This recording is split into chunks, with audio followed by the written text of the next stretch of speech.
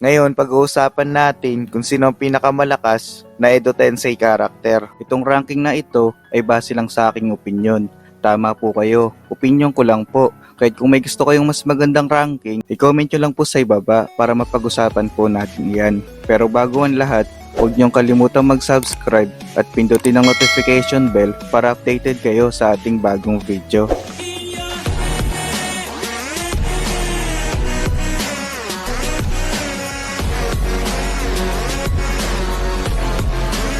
Bago po natin simulan ng top 10, ang Summoning in Pure World Reincarnation o Edo Tensei ay isang jutsu na orihinal na nilikha ni Tobirama Senju na tinatawag niya bilang isang Kinjutsu. Ang teknik na ito ay natuklasan ni Orochimaru at samantalang na-improve ito ni Kabuto Yakushi na halos na maperpekto. Bago may sagawa ang ganitong klaseng teknik, kailangan na makakuha ng DNA ng isang tao para ma-reincarnate. Isa sa pangunahing benepisyo ng Edo Tensei ay ang pagbibigay na immortal na katawan sa mga na-reincarnated. Ang mga na-reincarnated ay hindi dumudugo ang katawan, maliban na lamang kung kailangan ng isang blood para magsagawa ng summoning technique. Ang nasa top 10 natin ay si Gengetsu. Siya ay isang miyembro ng Usoki clan at ang ikalawang Mizukage ng Kirigakure. Bilang isang Mizukage, siya ay nagtataglay ng malakas na kapangyarihan na nagawa niya makipagsabayan sa pangalawang Tsuchikage. Siya rin ay magaling sa taijutsu na nagawang talunin ang maraming shinobi sa 4th Division sa panahon ng 4th Shinobi World War. Kaya rin gamitin ng Gengetsu ang substance sa kanyang katawan para mag-perform ng isang sobrang lakas na technique na nakakagawa siya ng isang chibi clone na katulad niya na binubuo ng isang tubig na nakapalibot sa manipis na outer layer ng langis. Siya rin ay nakakapag-summon ng isang higanting clam na nagbubuga ng usok na nakakagawa ng mirage. Ngunit mawawala lang ang mga maraming mirage pag natunton ang tunay na giant clam. Sa ating top 9 ay si Mu. Siya ang second Tsuchikage ng Iwagakure. Siya ay isang malakas na shinobi na nagawa niya makipagsabayan sa second Mizukage na si Gengetsu. Si Mu ay isang dalubhasang sensor type na shinobi na nagpakita ng kakayahang madama ang isang chakra kahit nasa malayong kilometro pa ito. Siya rin ay may malakas na physical strength na kayang bumuwat ng malalaking bato. Makikita rin na nagtataglay siya ng dalawang espada na pinapakita na isa rin siyang mahusay pagdating sa Kinjutsu. Isa si Mu sa kakaunting shinobi na nagtataglay ng 5 elemental nature transformations. Isa rin siya sa ilan na may kakayang gumamit ng KK Tota na isang advanced at powerful form ng uri ng KK Genkai. Nakakapagbuga rin siya ng dust release na nagpapahintulot sa kanya na i-combine ang fire, earth at wind release. Sa ating pangwalo ay walang iba kundi ang third Raikage A. Siya ay isang shinobi na galing sa Kumogakure na kilala bilang pinakadakilang Raikage sa bayan. Siya nagtataglay ng napakalakas na taijutsu na pinapakita ang kanyang speed at strength. Siya rin ay nagtataglay ng malaking chakra reserves na may sapat na isil ang isang 8 tails sa loob ng Kohaku no Johei. Pagkatapos mag-rampage ng ilang beses, ang kanyang mataas na stamina ay na-allowed siya na makipaglaban ng walang tigil sa loob ng tatlong magkakasunod na araw. Si A ay biyasa sa nature transformations ng lightning, fire at earth release. Mahusay rin siya sa pagdating sa lightning release na nakakagawa siya ng unique ability katulad ng black lightning. Ang kaalaman nito ay pinasa niya kay Darui. Para sa akin si Hiruzen Sarutobi ang top 7. Siya ang third Hokage ng Konohagakure. Siya ang makapangyarihan ninja na binansagan bilang God of Shinobi. Siya rin ang naging pangunahing guro ng legendary Sannin at maraming shinobi ang natuto sa kanyang karunungan sa panahon ng kanyang lifetime. Ang kanyang mga talento ay ginawa siya bilang isang Hokage sa kanyang murang edad. Siya ang pinakamalakas na shinobi sa kanyang clan at siya ang pinakamalakas na Kage sa kanyang panahon na kinukonsindera na isa sa pinakamalakas na Hokage sa kasaysayan. Si Hiruzen ay nakilala sa kanyang knowledge sa maraming technique na nag-exist sa Konoha, kabilang ng maraming hidden techniques at ang bawat isa ay may malakas na level. Siya rin ay may taglay ng lahat ng 5 basic nature transformations at na-master niya ito ng maigi.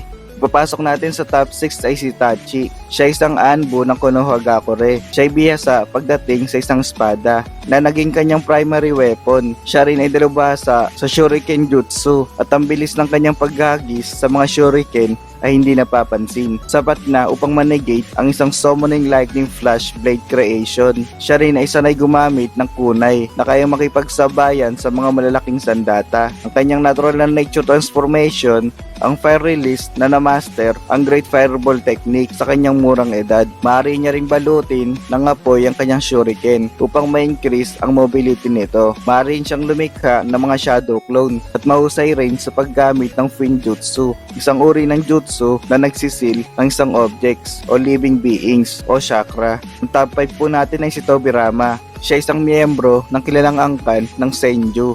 Siya ay nakilala bilang pinakamakapangyarihang shinobi sa kasaysayan ng mga ninja. Sinabi ni Dan Tsuchimura na ang husay ni Tobirama ay walang kaparis sa panahon ng kanyang lifetime. Siya rin ay nagtataglay ng mahusay na abilidad sa Kenjutsu at maaari rin siyang lumikha ng maraming shadow clone. Kaya niya rin gumamit ng summoning technique katulad ng summoning Impure World Reincarnation at siya ay nakagawa ng maraming forbidden jutsu. Maaari rin siyang lumikha ng isang pader na tubig at lumikha ng malakas na water technique. Kayang gamitin ni Tobirama ang lahat ng 5 basic nature transformations kasama ng yin at yang release. Nagagawa niya rin malaman ang isang skill kahit wala siyang training dito na magawa niyang ma-recognize ang isang toad sa Mount Myubuko.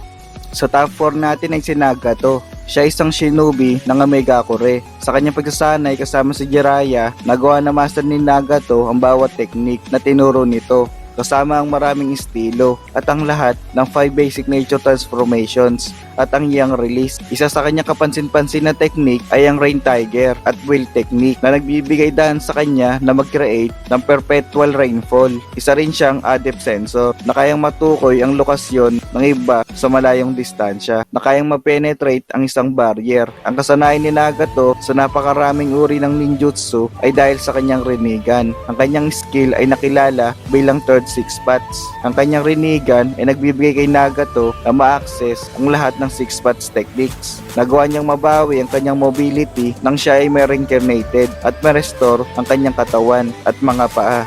Ang pangatlo sa listahan ko ay si Minato. Siya ang 4th Hokage ng Konohagakure. Siya ay tinuruan ni Jiraiya ng iba't ibang ability katulad ng pag-summon ng isang summoning toad sa Mount Myubuko. Siya ay may kasanayan sa barrier ninjutsu at bihasa rin sa paggamit ng nature transformations ng fire, wind, lightning kasama ng yin at yang release. Dadala siya ng maraming kunai sa isang field na naka-scatter sa bawat area para madaling magamit ang kanyang mga jutsu. Nagawa rin ni Minato na magsagawa ng Dead Demon Consuming Seal at kaya mag-summon ng isang Shinigami. Ang kanyang control sa chakra ay napakahusay na nagagawa niya ng epektibo ang Rasengan dahil sa Senjutsu na Sage Mode na enhance ang kanyang mga ability. May kakayahan rin siyang magsagawa ng Body Flicker Technique.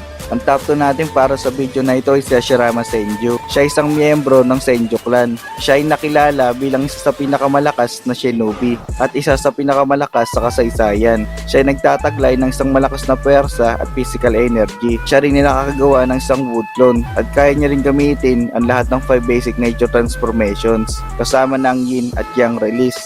Siya ay pinakatanyag sa kanyang paggamit ng wood release sa isang kombinasyon ng earth at water nature transformations.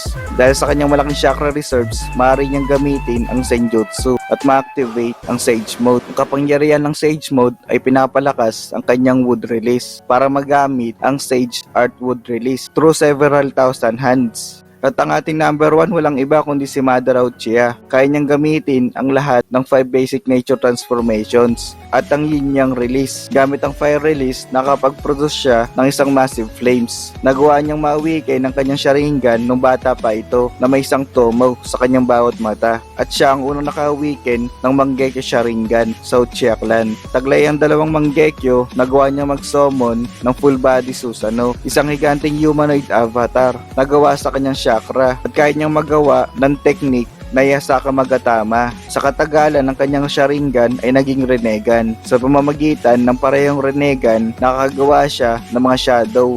Nang nagtungo siya sa buwan, nagawa niyang mawikin ang kanyang Rinne Sharingan. Dito na po nagtatapos ang ating kwentuhan. At ayan, ang pinakamalakas na Edo Tensei character sa kasaysayan ng Naruto. Kung meron rin po kayong top 10 list, i-comment na po yan sa ating comment section. Salamat po mga Kapitan Ninja sa pagpatuloy sa pagsuporta sa ating munting channel. Kung nagustuhan nyo po ang ating video, bigyan nyo na rin po ako ng like at huwag kalimutang pinutin ang subscribe button para sa susunod pang video katulad nito. Salamat!